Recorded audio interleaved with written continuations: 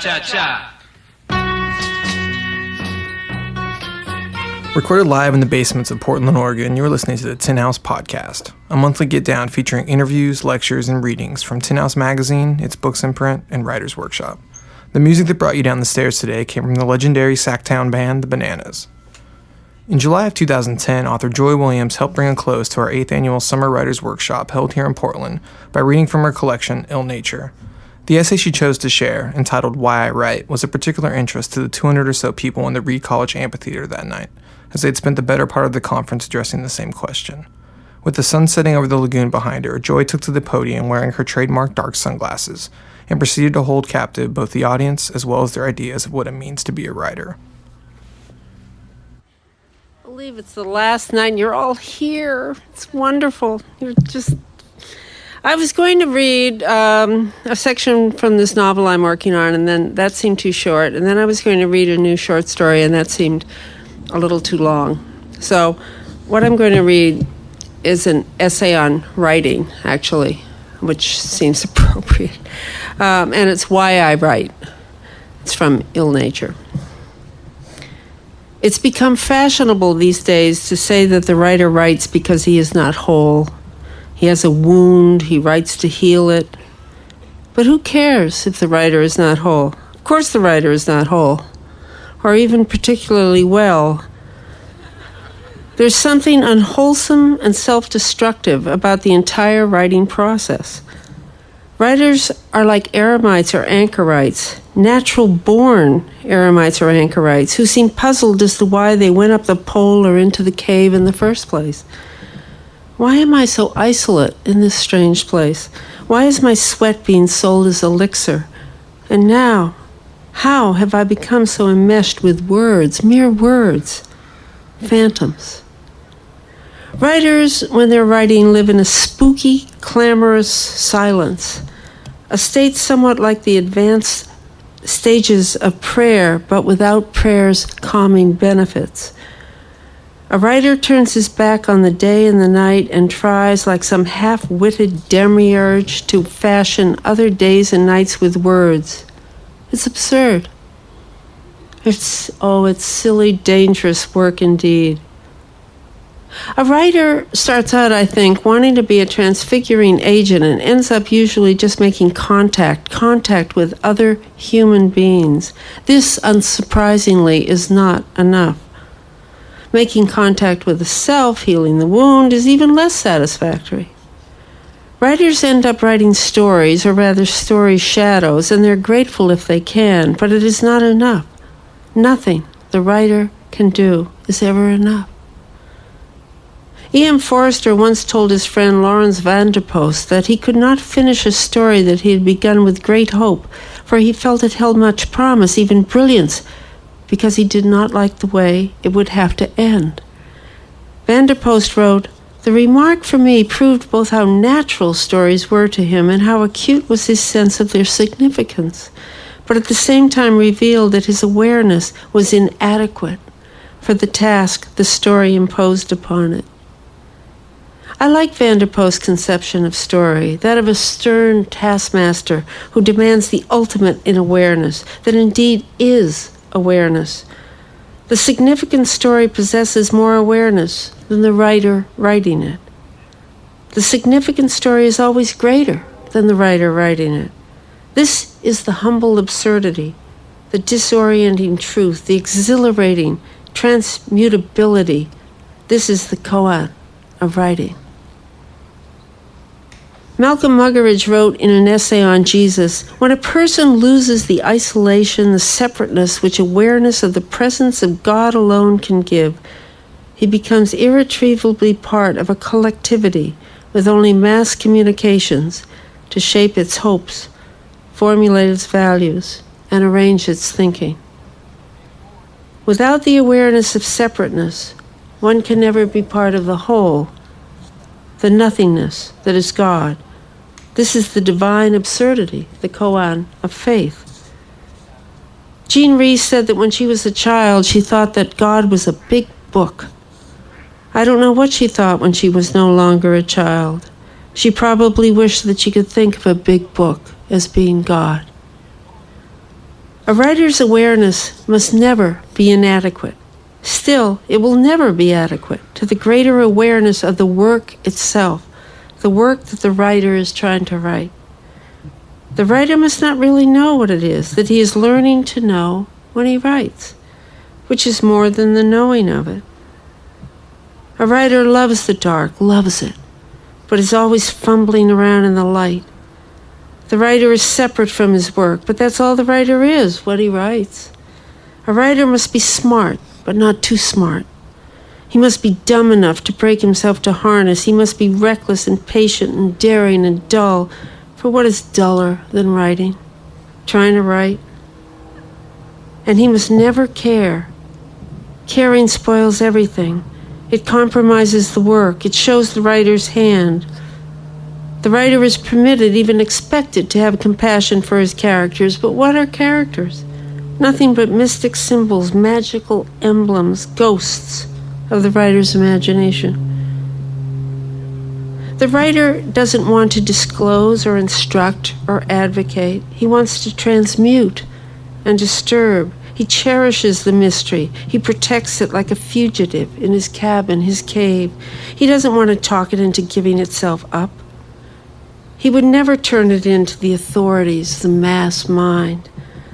The writer is somewhat of a fugitive himself, actually. He wants to escape his time, the obligations of his time, and by writing, transcend them. The writer does not like to follow orders, not even the orders of his own organizing intellect. The moment a writer knows how to achieve a certain effect, the method must be abandoned. Effects repeated become false, mannered. The writer's style is his doppelganger, an apparition that the writer must never trust to do his work for him. When I began writing essays, I developed a certain style for them that was unlike the style of my stories. It was unelusive and strident and brashly one-sided. They were meant to annoy and trouble and polarize, and they made readers, at least the kind of readers who write letters to the editors of magazines, half nuts with rage and disdain. The letter writers frequently mocked my name. Not only didn't they like my way with words, my reasoning, my philosophy, they didn't believe my name. My morbid attitude, my bitter tongue, my anger denied me the right to such a name. My given name, my gift, signifier of rejoicing, happiness, and delight.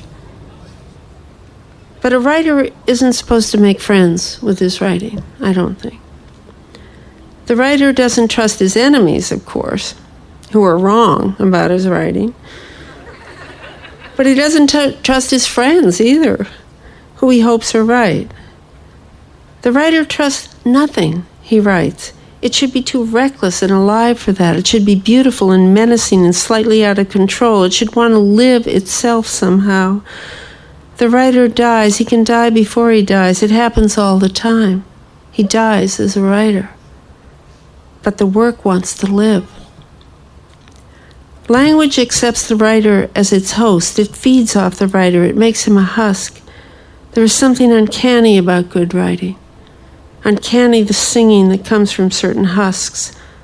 The writer is never nourished by his own work. It is never satisfying to him. The work is a stranger. It shuns him a little. For the writer is really something of a fool. So engaged in his disengagement, so self-conscious, so eager to serve something greater, which is the writing. Or which could be the writing, if only the writer is good enough. The work stands a little apart from the writer. It doesn't want to go down with him when he stumbles or fails or retreats. The writer must do all of this alone, in secret, in drudgery, in confusion, awkwardly, one word at a time. The writer is an exhibitionist, and yet he is private. He wants you to admire his fasting, his art. He wants your attention. He doesn't want you to know he exists. The reality of his life is meaningless. Why should you, the reader, care? You don't care. He drinks, he loves unwisely, he's happy, he's sick. It doesn't matter. You want the work, the other, this other thing. You don't really care how he does it, why he does it. The good piece of writing startles the reader back into life. The work, this other thing, this false life that is even less than the seeming of this lived life, is more than the lived life too. It is so unreal, so precise, so alarming, really. Good writing never soothes or comforts. It is no prescription. Neither is it diversionary, although it can and should enchant while it explodes in the reader's face. Whenever the writer writes, it's always 3 or 4 or 5 o'clock in the morning in his head. Those horrid hours of the writer's days and nights when he is writing. The writer doesn't write for the reader. He doesn't write for himself either. He writes to serve something, somethingness. The somethingness that is sheltered by the wings of nothingness. Those exquisite, enveloping, protecting wings. There is a little tale about man's fate, and this is the way it is put.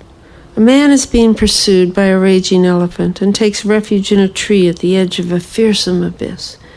2 mice, one black and one white, are gnawing at the roots of the tree, and at the bottom of the abyss is a dragon with parted jaws. The man looks above and sees a little honey trickling down the tree, and he begins to lick it up and forgets his perilous situation. But the mice gnaw through the tree, and the man falls down, and the elephant seizes him and hurls him over to the dragon. Now that elephant is the image of death, which pursues men, and the tree is this transitory existence, and the mice are the days and the nights, and the honey is the sweetness of the passing world, and the savor of the passing world diverts mankind. So the days and nights are accomplished, and death seizes him, and the dragon swallows him down into hell, and this is the life of man. This little tale with its broad and beastly strokes seems to approximate man's dilemma quite charmingly. This is the story, then, pretty much the story, with considerable latitude to be had in describing those mice, those terrifying mice. But it is not for the writer to have any part in providing the honey. The passing world does that. The writer can't do better than that. What the writer wants to be is the consciousness of the story. He doesn't want to be part of the distraction. To distract is ignoble. To distract is to admit defeat, to serve a lesser god. The story is not a simple one. It is syncretistic and strange and unhappy, and it all must be told beautifully, even the horrible parts, particularly the horrible parts. The telling of the story can never end, not because the writer doesn't like the way it must end, but because there is no end to the awareness of the story which the writer has only the dimmest, most fragmentary knowledge of. Why do I write? Writing has never given me any pleasure. I am not being disingenuous here. It's not a matter of being on excellent terms with my characters, having a swell time with them, finding their surprising remarks prescient or amusing. I am not on excellent terms with my characters. Rewriting, the attention to detail, the depth of involvement required, the achievement and acknowledgement of the prowess and stamina and luck involved, all these should give their pleasures, I suppose, but they are sophisticated pleasures that elude me. Writing has never been fun for me. I am too wary about writing to enjoy it. It has never fulfilled me, nor have I fulfilled it. Writing has never done anyone or anything any good at all, as far as I can tell. In the months before my mother died, and she was so sick and at home, a home that meant everything and nothing to her now, she said that she would lie awake through the nights and plan the things she would do during the day when it came. She would walk the dog and buy some more pansies, and she would make herself a nice little breakfast, something that would taste good, a poached egg and some toast. And then the day would come and she could do none of those things. She could not even get out the broom and sweep a little. She was in such depression and such pain, and she would cry, if I could do a little sweeping, just that, to sweep with a good broom. A lovely thing, such a simple, satisfying thing, and she yearned to do it and could not. And her daughter, the writer, who would be the good broom quick in her hands if only she were able, she could not help her in any way. Nothing the daughter, the writer, had ever written or could ever write could help my mother, who had named me. Why does the writer write? The writer writes to serve. Hopelessly, he writes in the hope that he might serve, not himself and not others, but that great, cold, elemental grace that knows us. Thanks. After Joy finished reading and the applause died down, there was a collective silence in the amphitheater, all of us looking around, wondering what to do next. Someone broke the silence by saying, "Fuck yeah." That to me was exactly how we all felt inside. We were moved and felt called to act.